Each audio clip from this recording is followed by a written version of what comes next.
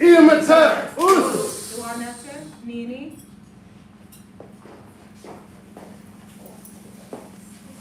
Everyone, please remain standing for the opening prayer. And join me by saying, Amatuan Panatia.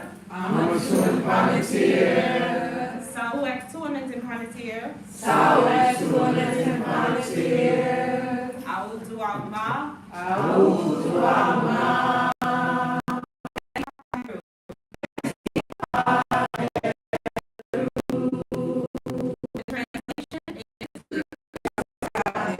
Keep yourself with God daily, and may tomorrow be as today. We give homage to the Creator, who is like our Father, who is everything that we can perceive and everything that we cannot perceive, who is everything yet is no thing, who comes to us in the form of the Neteru rock, who is the light of the heavens, light of the inner planes, as well as the light of our lives, who shines the light for us on the path of Ma'ati, which is the path of truth, justice, righteousness, and harmonious balance, who comes to us in the form of the light of vitality, giving us the strength and the endurance to live and act upon that which we know to be true. Homage to you, the one who shines in and through us as a beacon of light for those who are blind to the facts of their place, their position, and their responsibility in the divine scheme of things. May we be Ma'akaru, true of thought, word, and deed, to our highest reality, and in our moments of crises in the dark nights of the soul, when it appears that everyone and everything else has let us down, so it is and so shall it be. Everyone say, Amen. Amen. Ma'akaru. Ma'akaru. Ma'akaru. Ma'akaru. Ma'akaru. Ma'akaru. Ma'akaru. Ma'akaru. Let's see.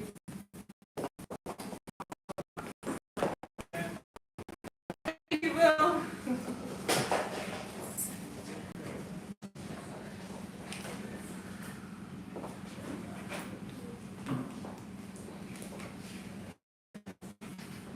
Welcome out, everyone online. I first want to start by re-congratulating the graduates of First Down Kemet.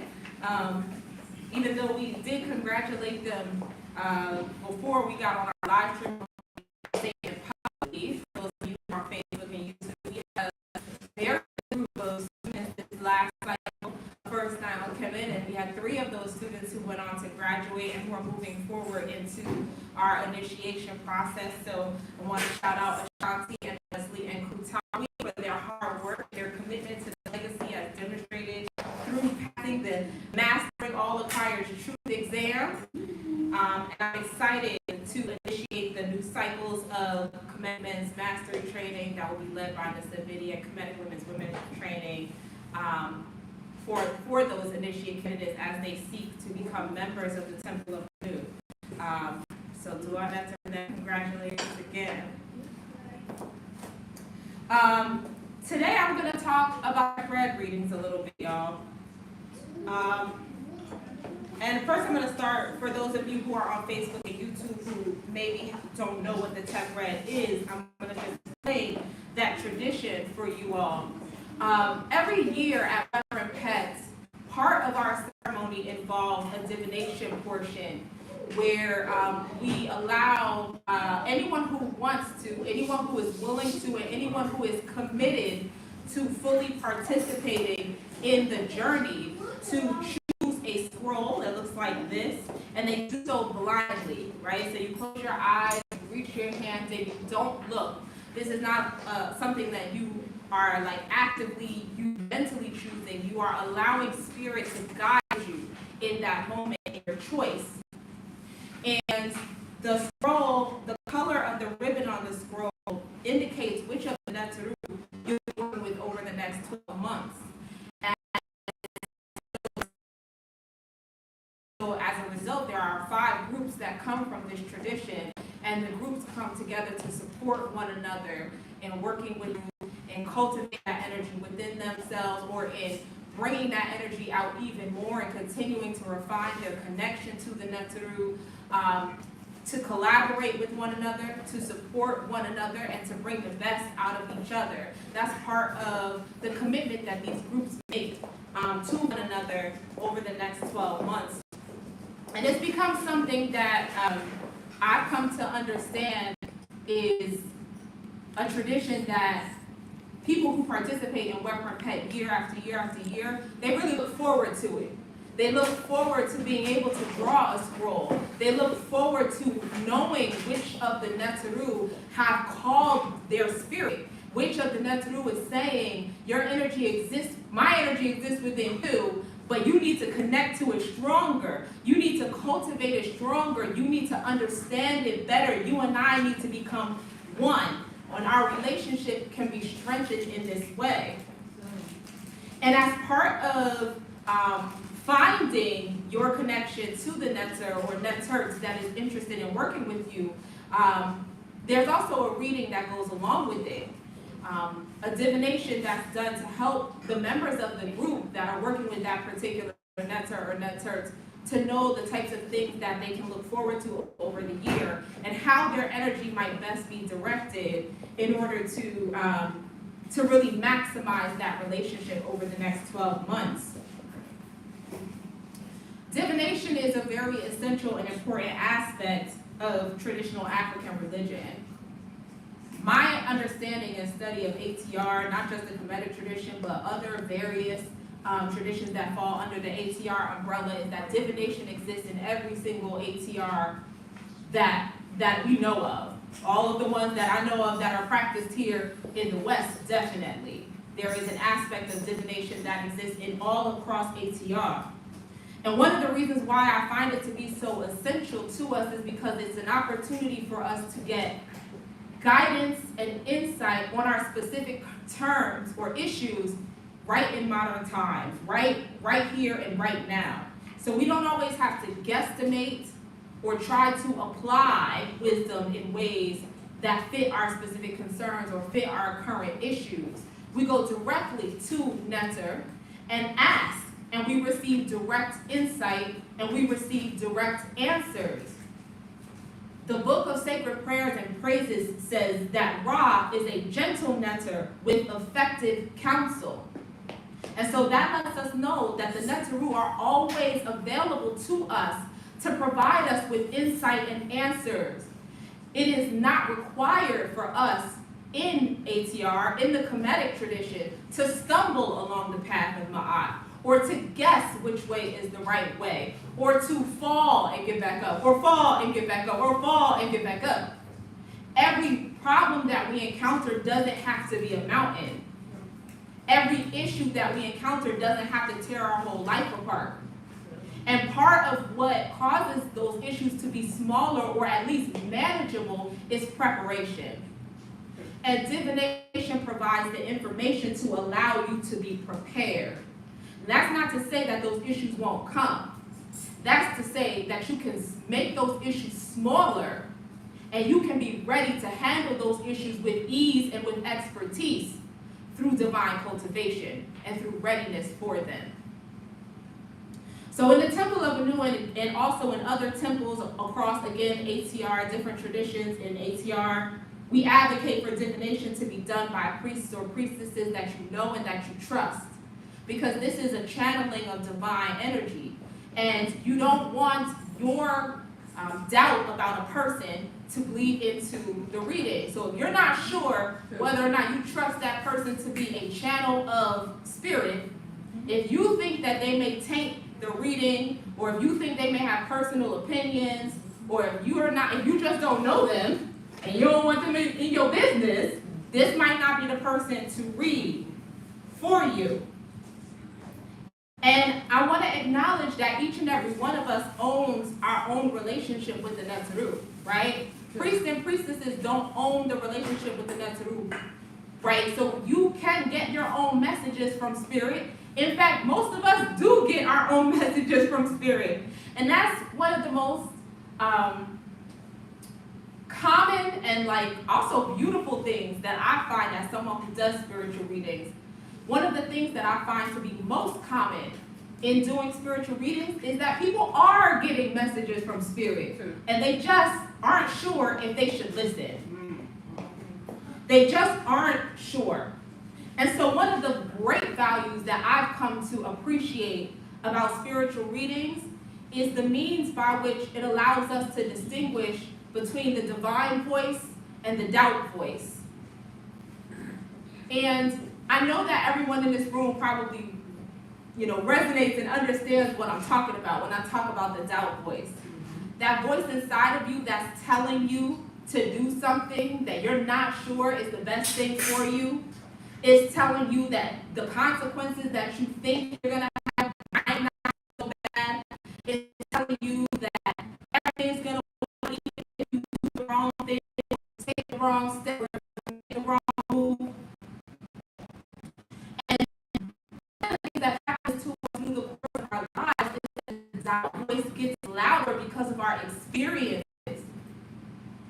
You have a divine voice within you that's telling you to invest in yourself, right? And then you do that, and the endeavor fails, and it doesn't work out.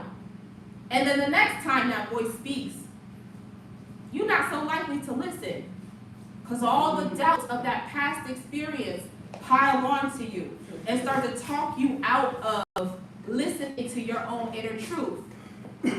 You have an idea or something that you think is going to work out well for you, and you tell your friends or you tell members of your family, and they talk you out of it. They're like, no, being a DJ? No, don't drop out of engineering to be a DJ. Engineering pays well. Like, what are you thinking? You crazy? You can't do something like that. It's been your dream since you was 2 years old. You're a doctor. You can't just change your dream now.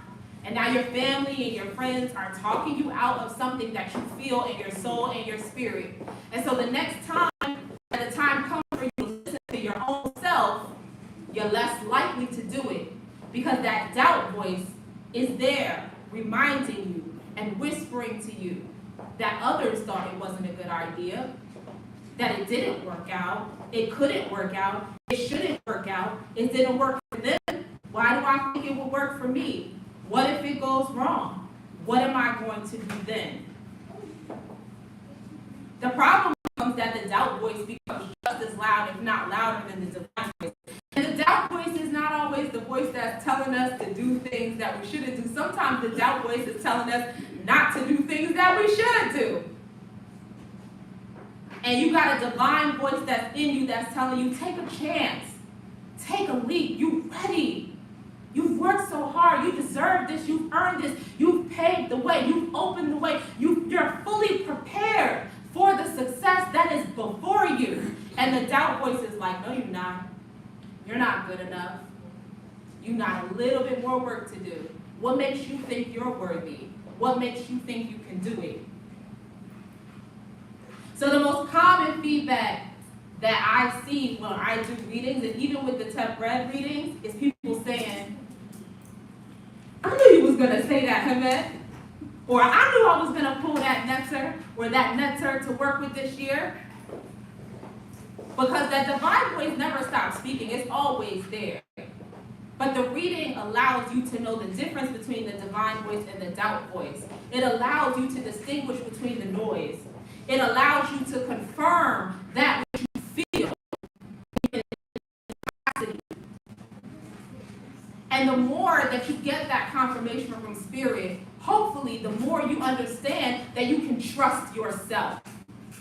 You can trust the inner divinity that exists within you and expresses itself as you.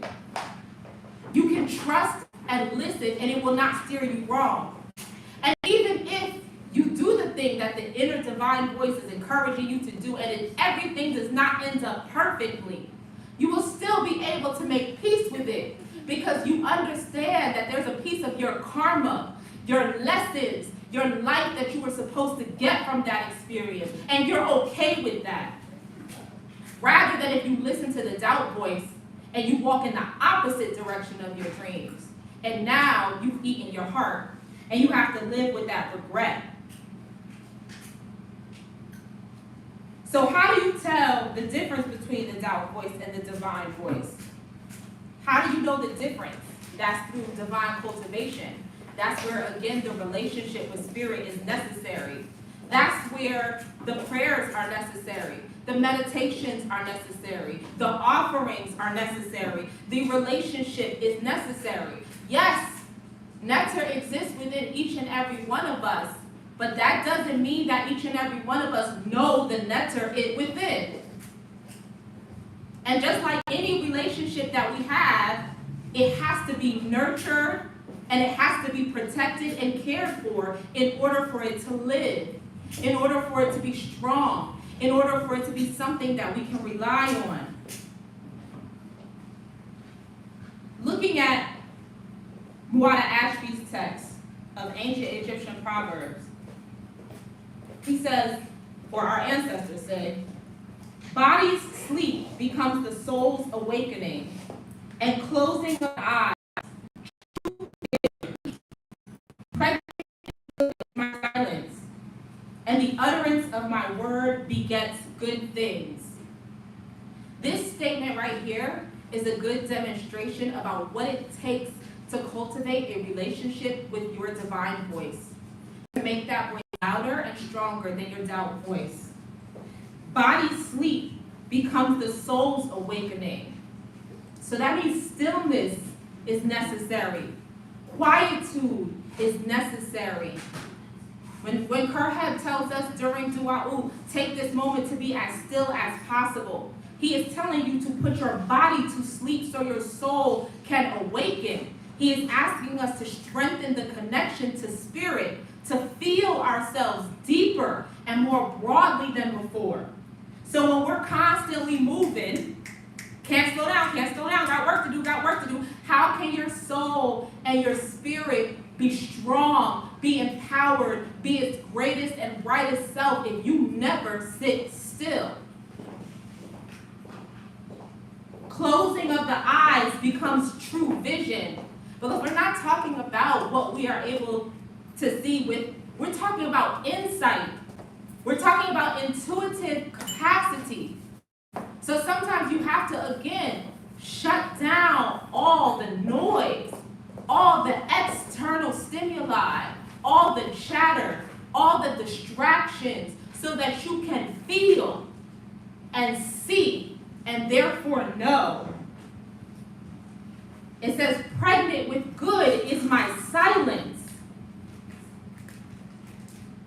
So all of the goodness that's possible, again, by being silent, by embracing quiet moments. There's no secret when y'all come and ask for advice and we keep saying, the answer is meditation, the answer is meditation. It's right here in our ancestors' words that the good is found in our silence, that the netter is found in our silence. And after you've been able to awaken your soul and activate your true vision, and activate and access the good in silence, then you'll be able to speak and utter the words that beget good things. That's how you access Hekau. So trust in your inner divinity is developed over time. And again, you have to commit to developing a relationship with the Neteru. Now keep in mind, as I get into these readings, that Ma'at is still the Netert of 2022. That's from the reading of the year that started this calendar year. Weprapet starts the cycle of the Kemetic year, but this calendar year is still governed by Ma'at. So I think it's important to bring that forward, because as we work with these Neteru, at least over the next couple of months till the end of this calendar year, we are doing so with the understanding that our primary goal is still in cultivating Ma'at. It's still in bringing forth Ma'at, and it's still in honoring the Netert Ma'at and the message that she gave to us. So one way that all of us who are working with these Neteru have to think about this is a questioning, how are these readings and how are these relationships helping our efforts towards balance and righteousness and harmony and order in the second half of the year? And Wajet came through in the reading to support Ma'at, Wajet being an energy of spiritual protection and divine power, right? Like a feminine representation of the power of Ra. So that solar force that allows you to create, to cultivate your inner force and your inner sight. So again, as you're working in these Tebred groups, you're keeping that in mind as well, that you're supported by these forces, by the force of Ma'at, and the power, the solar power, the creative power, the protective power, the insight of Wajet. And so as I want to acknowledge, I didn't do all of these readings myself for the Netzeru, the Tebred. I never do all 5 of them. But as I was reading through it and thinking about what to share today, the key word that came to me was perspective. Ultimately, all 5 of the Netzeru of Wepren Pet are telling us that seeing the glass half empty or half full is a choice. It's a choice. So the question is, how do you choose to see it? One is not more true than the other. It's just up to you to decide whether or not you want to dwell on the negative or embrace the positive. There's always going to be bad in every situation. Where do you put your energy? And where attention goes, energy flows, right? So if you put your attention on what you don't have, then you will not have. I think Brother Naeem was just talking about that understanding about embracing lack and seeing lack and feeling like there's lack. If you choose to see lack, there will be lack. And there's, starting with Asar, I think that's most significantly true for the reading for Asar, which stands to, for some of you, probably be interpreted as the most negative of all the readings. But I don't see it that way, and I don't think y'all should either. Reversals are often seen as negative. Reversals are not necessarily negative, they're warnings. And how do we get around warnings? Preparation. So you don't have to have a bad year. You could be like, I guess I'm about to have a bad year, and gear up for it. If that's what you want to do, just go through the storm, you can do that. Or you can prepare. You can put the boards over the windows, and you can shore up the foundation, and you could get the 3 months of food and paper towels and toilet paper and stuff like that, and be ready in the storm. And then you just be chilling in your house, to be a storm all around you. You're like, this is great. The generator is working. I got food to last me. I don't ever have to leave. Like, you could just, that's up to you. One of the things that spoke to me as I was reviewing this reading is that Asar doesn't put himself back together. I think those of you who have Asar Tebred need to keep that in mind this year. Asar does not put himself back together. Asar actually just accepts his fate. And it is Aset who puts him back together. Aset with the support and assistance of Nebuchadnezzar and Inpu. And so those of you who have pulled Asar this year need to find great strength in your vulnerability. Find strength in being open and vulnerable with your community and with your loved ones. Allow them to love you up and support you. Allow them to help you to find the pieces of yourself to help you come back together, to keep it together. You may be going through some challenging time this year. It could feel like pieces of you are falling apart. Every time you turn, you're like, oh, this thing is going wrong. What? Now this is going wrong? I thought that was good. This is going wrong. But it doesn't have to feel that bad because you're not at it alone. You're only alone if you choose to be. If you're choosing to go through all of that and like, I don't want to ask for help, I don't want nobody to see that I'm going through stuff. Everybody goes through stuff.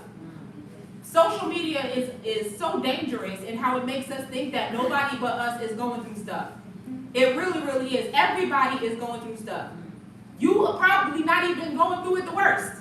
And you think you are because you're so busy looking at people when they post the perfect pictures and they put the filters on themselves and they only post the angle that looks right, like this. So you didn't see the bad angle, you only see the good angle, right? They only post the pictures of themselves when they're out with friends. They don't post the pictures of themselves when they're at home feeling lonely and scared. So social media does a monster on us and making us think that we're in it alone, and that if we tell people that we're struggling, that we're going to be at the bottom of the barrel and everyone's going to be looking like, I don't know why she don't got it together. Everybody else got it. No, everybody else don't got it together. Literally nobody has it together. That's the real secret of social media. So the reality of the situation of SAR group is that you all have a charge to lean on each other and to support each other within your group as well as outside the group. And to again recognize that vulnerability does not make you weak. Vulnerability is just honesty. That's really all it is. It's honesty and it's authenticity. If you're not okay, then saying you're not okay is not the wrong thing. It's the truth. How can you ever be better if you don't first admit that you're not okay?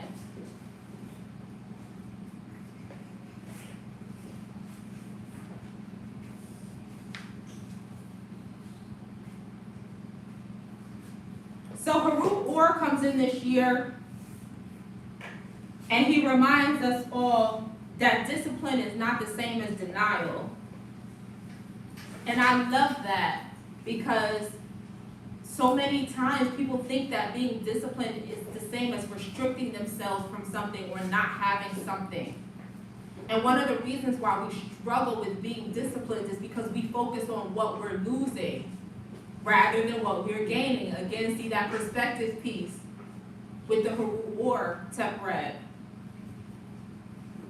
But Harut Orr comes in to tell us that physical discipline is going to lead to spiritual freedom. And so you gotta ask if it's worth it.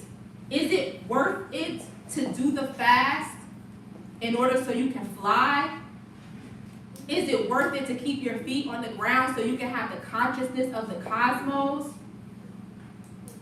Is it worth it for you to do the work that you need to do to expand your potentiality as a container for the divine force so that you can channel and use more power than ever before?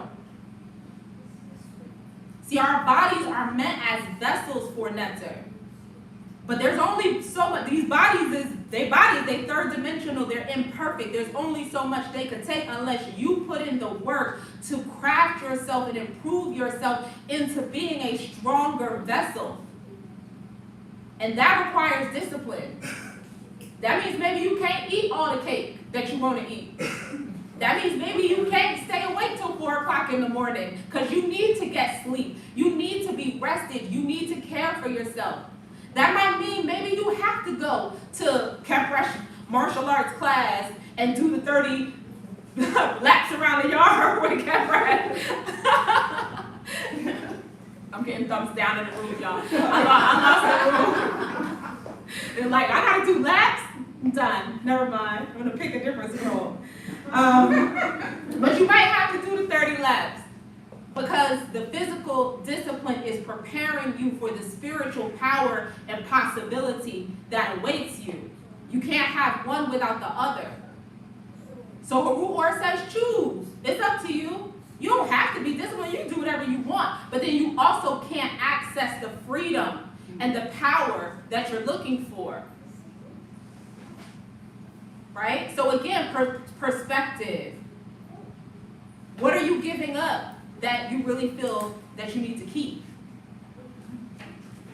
And is keeping it worth losing access to what you have the possibility to gain?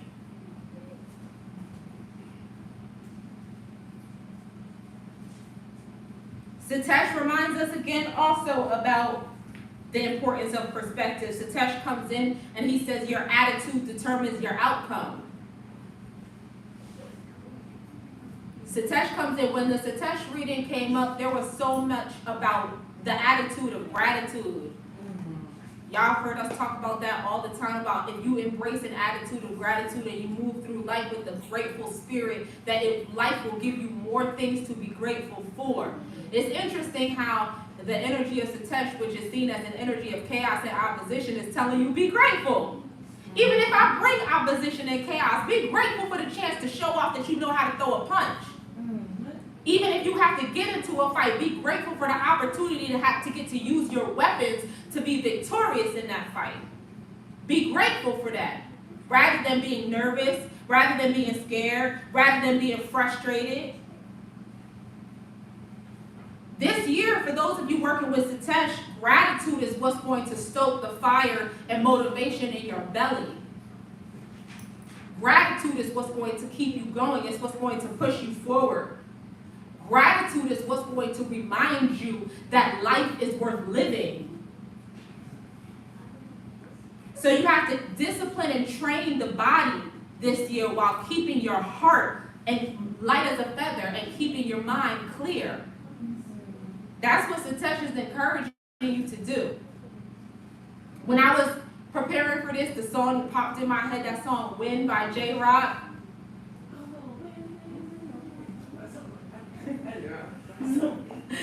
He says, at the beginning of the song, he says, you either with me or against me. And I thought to myself, the members of the Satesh group are going to have to look themselves in the mirror and ask themselves that question. You either with me or against me. And then please go on to win, win, win, win. And forget everything else. Win, win, win, win.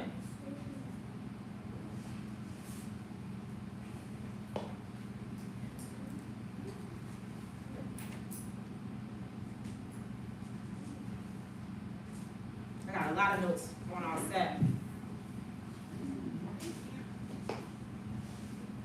Our set comes in.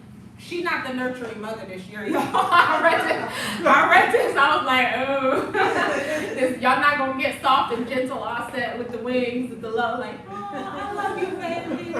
Nah. Y'all going to be like, I told you to stop making noise while communion is going on. Okay. Right? Like, that's the mama you're going to get this year.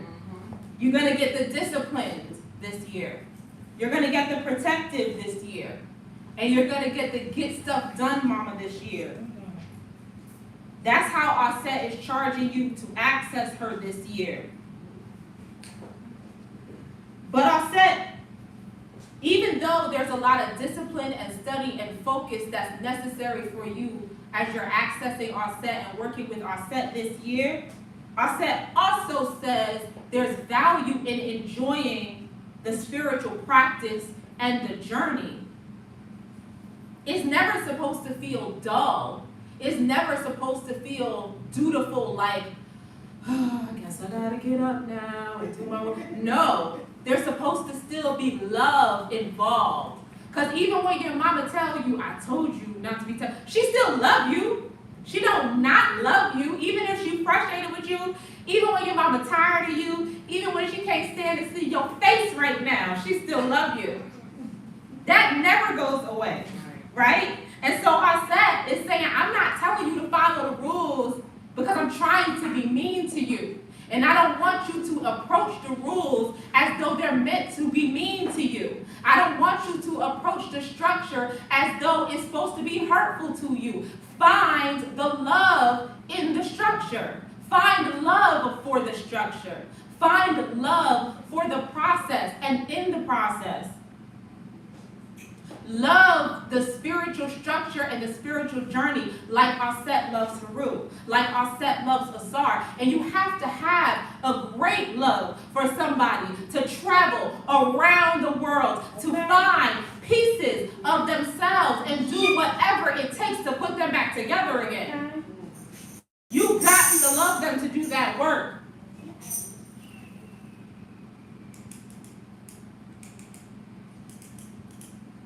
Our set also encourages you to find nectar in what you love. So yes, you have to do the meditations and the prayers and the altar work and find a way to love that, love the duty, love what you have to be devoted to, but then also find nectar in doing what you love. You love going dancing. Give thanks to nectar while you're dancing. Why does dancing have to be a mundane activity? Nectar is everywhere, and nectar is in everything. So you can be at dinner and be like, you know what, this food is slamming. Do I nectar for this slamming food? You could be at the park watching your kids play. Do I nectar for this sun? Oh my God, they're having so much fun. They look so happy. Do I nectar for the smiles on them kids' faces? Stop likes to say, she likes to be like, that's a dua netta moment.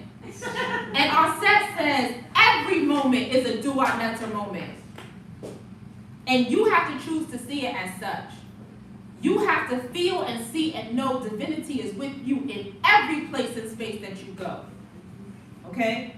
And so nothing that you do is meant to be mundane. Everything you do can be an offering to the Netaru. And you can see the Netaru in it. And you can connect to the Netaru through it.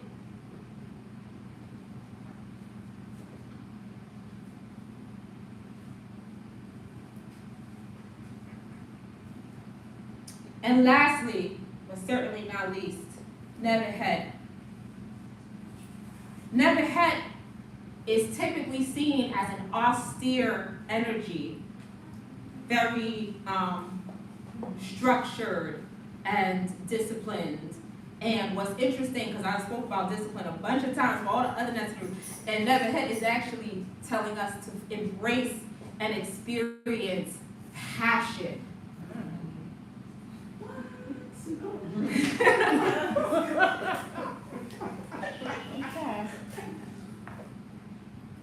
Nebuchadnezzar says, find passion for knowing. Have passion for connecting. Feel passionate about your feelings. Nebuchadnezzar says, find your why.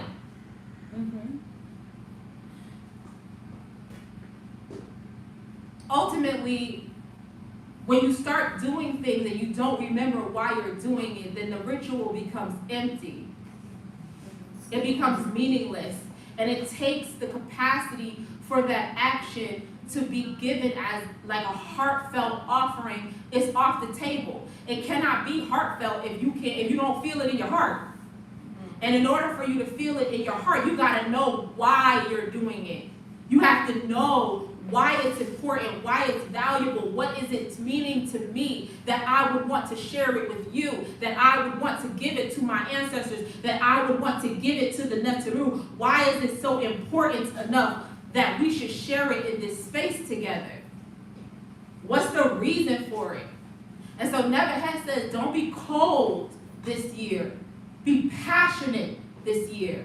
Be alive this year. And understand what matters to you. Because as you find and embrace what matters to you, then you gain a greater perspective about who you are. By distinguishing and clarifying your values and the things that light your soul on fire, then you gain greater insight into your true self. So ultimately, again, this year, the next 12 months, this Kemetic year cycle, seems like it's all about perspective. And so even those of you who are not working with one of the 5 Netaru, who haven't had a chance to draw a Tep Red, keep that in mind throughout your steps every day, right? The understanding and the knowing that it is the way you choose to see things that determines how those things are in your life. And again, I know that sounds crazy, because if you just lost your job, you're going to be like, my perspective can't get me my job back. No, but your perspective can cause you to either embrace a sadness and spiral out of control, or to see the opportunity and take the steps you need to take to recover quickly. So no, you might have lost your job. Yeah, that's true. But maybe that is an opportunity for you to build that business you've been dreaming of. Maybe it's a chance for you to switch industries. Maybe it's time for you to retire. Maybe it's time for you. Maybe it's a sign. Maybe you're ready. Maybe stop listening to the doubt voice that told you you wasn't ready. The universe just pushed you out there, so I guess maybe you are ready. Listen to the inner divinity and keep that perspective on that inner divinity. And don't lose sight of that this year, because that is the strength that's going to carry us all through. Can everyone please stand?